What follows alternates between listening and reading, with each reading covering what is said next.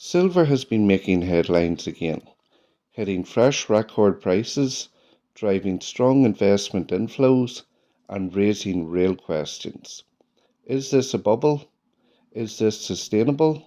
And what does it mean for anyone stacking silver? Today we're diving deep into what's actually driving silver's rally in early 2026, using real market data, real supply and demand dynamics, and latest global developments. No hype, no price predictions, just facts and context. Silver has surged dramatically over the past year and into 2026. As of recent trading, silver prices are near all-time highs and have climbed roughly 25% already in 2026 alone, after an enormous rally through 2025. This is significant because it follows the best annual performance in decades, with silver outpacing even gold's rise on a relative basis. But to understand why, we need to look behind the headline number. The first major driver is a persistent supply deficit. Silver has been in a structural shortage for 5 consecutive years, meaning consumption has exceeded production. That deficit has been filled by drawing down inventories from vaults, scrap supplies, and above ground stocks. But those buffers are now thin. When demand keeps outpacing supply, prices are sensitive to even normal uptake. Several structural issues make the supply side slow to respond. Most silver is mined as a byproduct of other metals like copper and zinc. So even if prices rise, producers can't simply ramp up silver output. New mines take years to permit and build, not quarters. Recycling, while slightly increased, doesn't close the gap. This mismatch, very strong demand versus slow growth in production, underpins market tightness. Unlike gold, silver isn't just a precious metal, it's an industrial metal. Roughly half of global silver demand comes from industrial uses, and that's been accelerating. Here are the key sectors driving demand: solar and renewable energy. Silver paste is a critical electrical conductor in nearly all solar photovoltaic cells. Even with technological efficiencies, solar installations were massive in 2025 and remain strong in 2026. Electric vehicles. EVs require more silver per unit than traditional cars due to electric systems, battery management, and high current connectors. AI data centers, 5G, and electronics.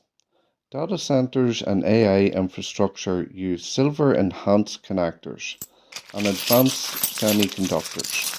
As global data power needs grow, so does industrial silver demand. The result: a structural, multi sector demand growth that keeps inventories under pressure, even before investments come into play. Supply and industrial demand alone don't tell the full story. Investment demand has exploded. Retail and institutional money has been flowing into silver at record levels. In just the past month, nearly 922 million flowed into silver-backed ETFs, one of the biggest monthly inflows ever. That matters because silver held in ETFs is physically taken off the market.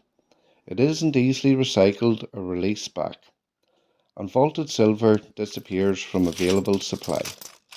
When a large portion of physical silver sits in ETF vaults and isn't tradable for other purposes, it tightens the available metal for industry and investors alike. So we have structural deficit, industrial demand rising, investment hoarding metal, and now markets are pricing in that scarcity. Beyond supply and demand, broader macro drivers are at play: monetary policy and dollar weakness.